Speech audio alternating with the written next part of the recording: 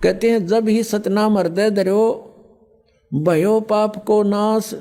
और जैसे चिंगारी अग्नि की भाई पड़े पुराने घास, करोड़ों टन सूखा घास फूस पड़ा हो और उसमें एक माचिस की सीख जला के लगा दे, सारे का नाश करके राख बना देती है।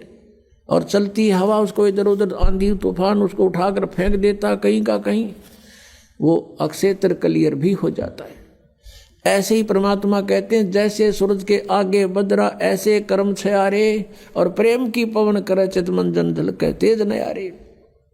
प्रेम की पवन चलेगी जब परमात्मा के मंत्र के साथ, वो तो फूंक देगा और फिर प्रेम की पवन और करे चित मंजन, भगवान में एक प्यार जागृत होगा, आंखों से आंसू चलेंगे।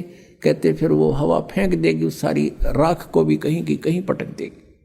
अब ये क्लियर हुआ कि जो भगवान परमेश्वर कबीर जी की साधना करते हैं उनके संचित कर्म भी और उनके प्रारब्ध के कर्म भी नाश होते हैं।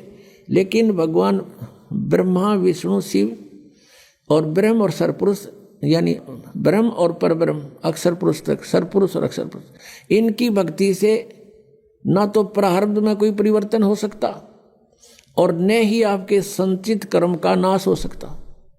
क्रियमान कर्म ज्ञान से कुछ बचाव हो जाता है, संतों का संग करने से, ज्ञान के समझने से कुछ पापों से, क्रियामान पापों से बच सकते हैं। जो कर रहे हैं उनसे कुछ फर्क पड़ जाता है, लेकिन प्रारब्ध में कोई परिवर्तन नहीं होता।